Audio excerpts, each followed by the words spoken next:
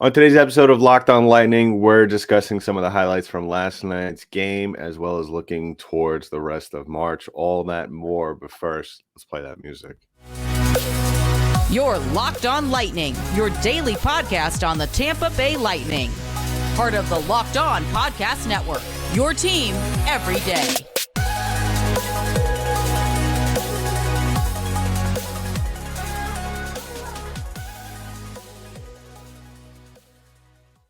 Welcome to another episode of Locked On Lightning, part of the Locked On Podcast Network. I'm your host, Adam Tanker. I want to thank you all for making us your first listen of the day.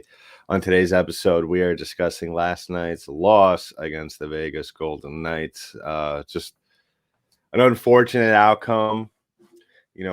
Lightning were down early in this one and clawed their way back, ended up forcing the game into overtime, and kind of would have figured that, scoring that goal in the last, I would say, probably 27 seconds to send it into overtime, you would have figured that the Lightning would have had a full head of steam or at least some momentum going into overtime, but that wasn't the case, only having one shot in that overtime period. And just a disappointing loss. In the grand scheme of things,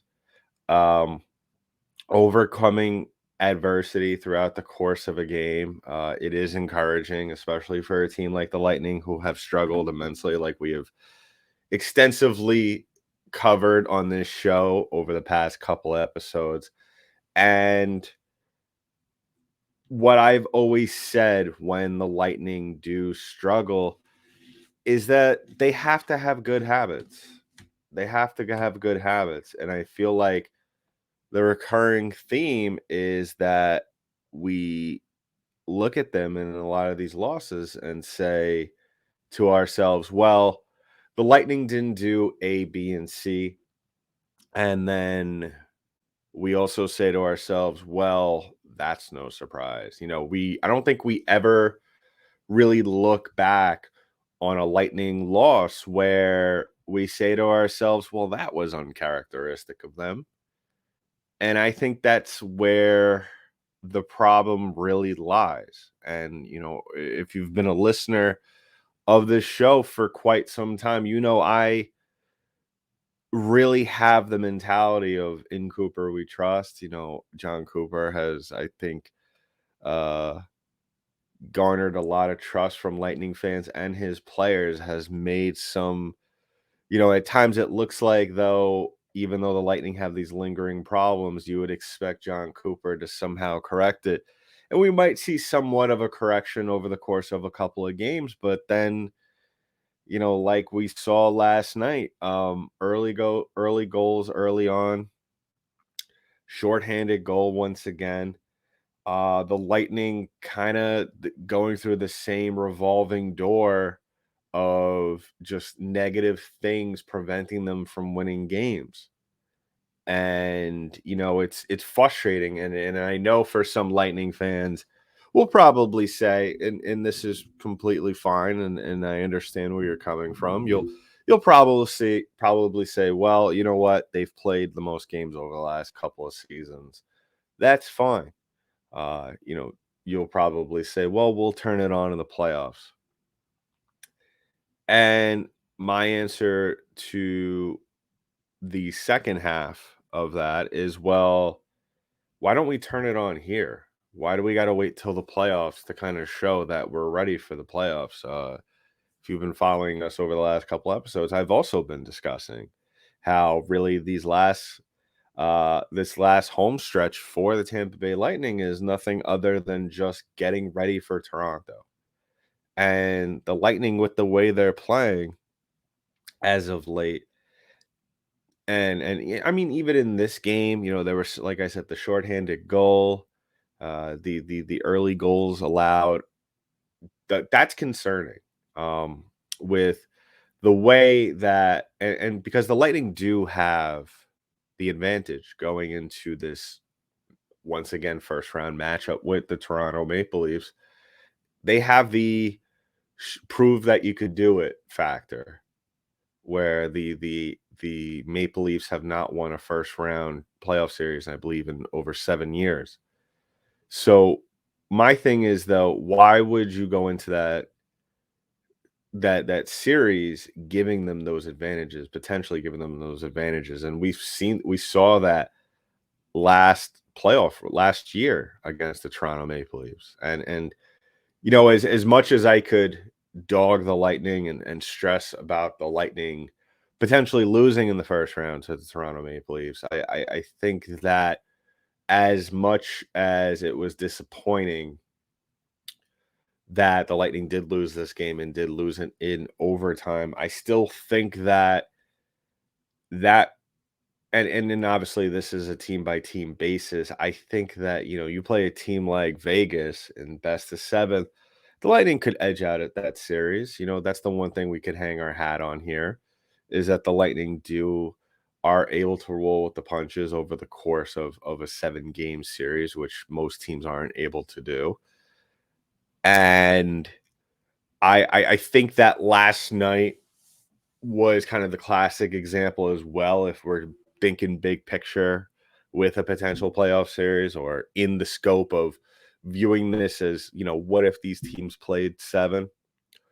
I think the Lightning, in stereotypical Lightning fashion, come back in a hypothetical game too, and kind of play a closer game and potentially squeak one out to even the series. So, like I said, that's also like a different whole nother outlook to look on it.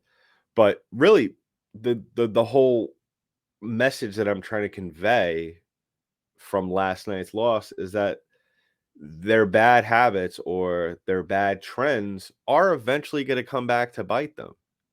I think the time for correction is, especially with these things, this isn't something that happened over the last couple of months or so. This is something that's been happening for seasons, last couple of seasons, at least since this show has been on the air. So I think that's really, something that at this point, as frustrating as it is, the Lightning are just going to have to deal with it and have to overcome it. And to kind of put it into perspective, and in case you're not sure, their last 3 games, the Lightning have allowed 3 goals in the first 10 minutes. And as we all know, usually in the game of hockey, it takes a couple of, I would say probably midway through the first period for both teams to kind of settle in, to get a feel for who's doing what kind of game it's going to be. And, when you're giving up goals 6 minutes 30 into the Carolina game, 5 minutes and 52 seconds into the Philly game, and then 27 seconds into the Vegas game, that is not at all remotely close to a recipe for winning. Now, Philly was a different story. Philly is just at the bottom of the barrel when it comes to NHL teams. So, the Lightning were able to get away with that, but obviously those other 2 teams, perennial playoff teams, one of them big time Stanley Cup favorite, that's not going to fly. And that's 100% not going to fly in a series against with the Toronto Maple Leafs. And to put it in perspective, also, the Lightning have allowed 54 goals in the first period this year versus last season 67. So with the season dwindling down, kind of trending in the same exact mark, give or take a goal. But that's something, like I said, every play, every shift is a way for the Lightning to work on the matchup against Toronto. Toronto has only let up 49 goals this season. And I think that their goalie situation is just it's not a long-term successful thing.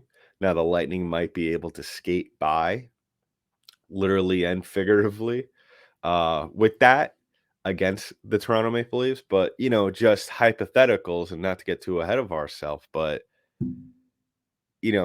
unless some catastrophic upset happens, I mean, we're expecting a potential matchup or showdown with the Boston Bruins at some point, or the Carolina Hurricanes.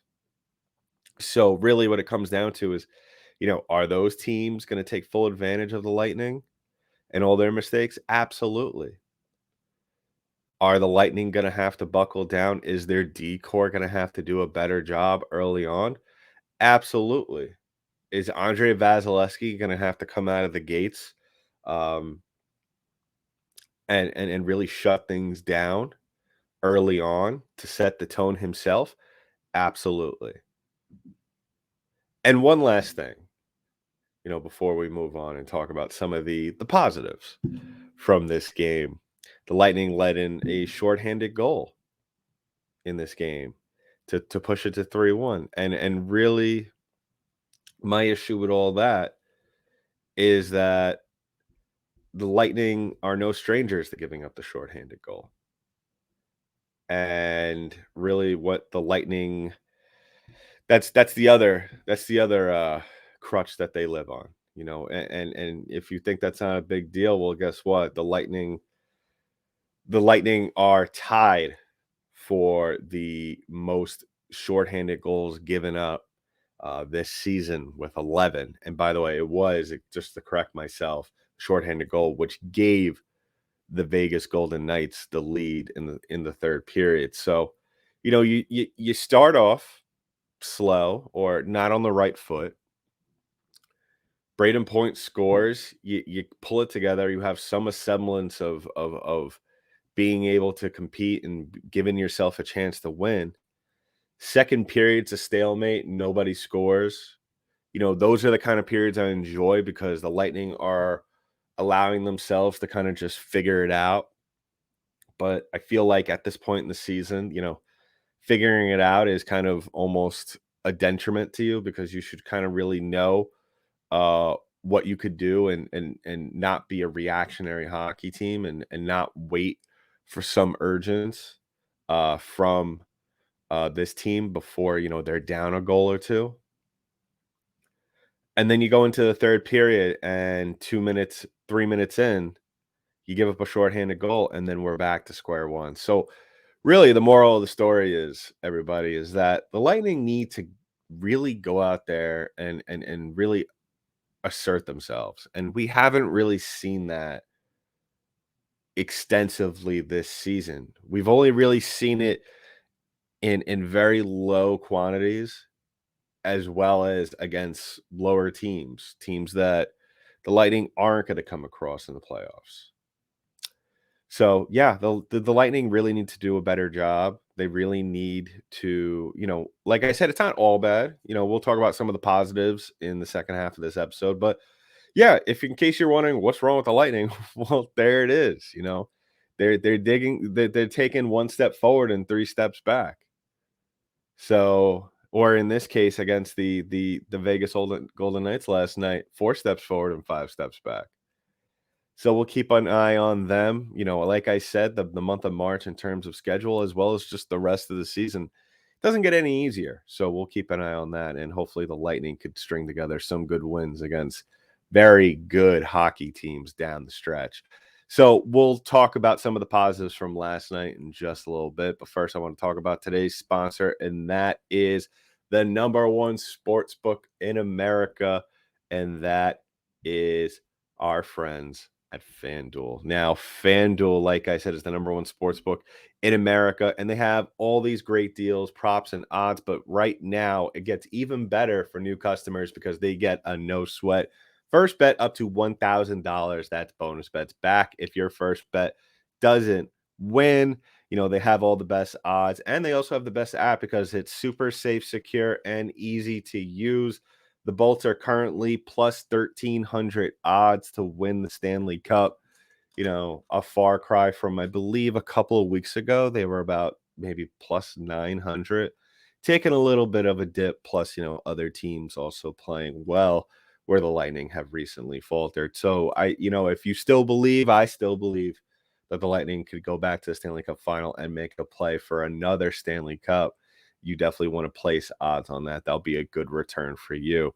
So go to FanDuel.com right now to get your no sweat first bet if you're a new customer. So don't miss the chance to get that right now to get up to $1,000 of bonus bets when you go to FanDuel.com FanDuel.com/lockedon. That's FanDuel.com/lockedon to learn more. Make every moment more with FanDuel. So, I often try to keep it positive here on the show. As much as we need to discuss the bad things and really be serious and brutally honest about how the Lightning are at certain times. It's not all bad, and it's as I don't mean to sound like I'm doom and gloom here, but these are the facts. These are the things that the Lightning have failed to correct over the course of the season. This was the same thing that has been an issue in game 1 as it was in it's probably going to be in game 82. I hate to, be the breaker of bad news, and it's still the same problem that we're probably going to have going into game 66. So, but it's not all bad. The Lightning are taking leaps and bounds individually this year. They're continuing to play well. Nikita Kucherov extended his home point streak last night to 23 games. Braydon Point got his 41st goal of the season. And in years past, yes, we might have the conversation about Nikita Kucherov possibly being in the Hart Trophy conversation. But as we all know, the guy up in Edmonton, Connor McDavid, is kind of having a just off the wall season. And I think we could all agree he locked up that award back in November. But I'm curious as to, in terms of significance and in terms of the rest of the NHL, if you're a fan listening to this, because obviously I can't speak from this because I am a fan, but if you're a non-Lightning fan and you happen to be listening to this podcast, I'm curious what your perspective is on Nikita Kucherov, the season that he is having right now. 26 goals, 94 points. At times really can do anything he wants on the ice. And like I said, I feel like it's being a little overshadowed considering what Connor McDavid has been doing this season. I feel like in years past, Kucherov would be probably an easy shoe-in for top 3, top 2, maybe at least in the league in terms of consideration for the MVP of the NHL. Now, who knows? I mean, I feel like every year we always have some sort of huge debate um over the significance of a season, and especially in today's NHL where scoring is as high as it's ever been. Is Nikita Kucherov's 94-point season? He'll probably get 100. Be very shocked if he doesn't pick up 6 more points in the next 17 games. Is it a little bit, what's the right word? I would probably say maybe downplayed in today's NHL with the season Kucherov's having. Yeah, the 26 goals don't exactly jump off the page to you, but as we all know, as all Lightning fans know, it's a there's more to that story than just 26 goals. And then also, you play that along with the fact that Cooch at times just doesn't like to shoot the puck. He just does, and he also, if you're looking at his average time on the ice compared to the other top guys in the league, and when I mean that, I mean McDavid and Draisaitl, who are the top 2 in the NHL in points, as well as both above 40 goals on the season. They both have at least 2 minutes more of average ice time than Nikita Kucherov does, where I feel like we can't really equate that. I'm sure some people, some of the critics out there will say, well, he also doesn't play a lot, and those 2 extra minutes do count for something. Cooch doesn't need to play 2 more minutes. He doesn't need to play 22 minutes a night on average. I just feel because, look at the weapons around him. Maybe some nights he does need to play a little bit more, but I think, yeah, in today's NHL with the high level of scoring and you look at the guys behind him, and then in points in general, I don't feel like it's as big of a deal to get to the 100-point mark as maybe as it was a couple of years ago. Just like I said, the uptick in scoring, every team seems as though as they have someone who you put them around a good team. For example, just to throw a name out there, you put Tage Thompson, you know, young stud from the Buffalo Sabres, 42 goals on the season, 85 points.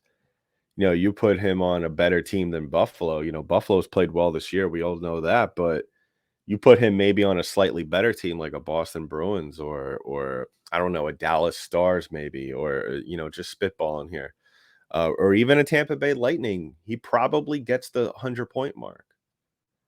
And I feel like that's just where we are in the NHL. I feel like goals are more sexy these days than points. I feel like at a certain degree, oftentimes when we hear a certain individual, maybe like a Kucherov, um, gets to the 100-point mark, I often hear that, well, that guy, look of who he's got around him. Look at some of the plays that he's making.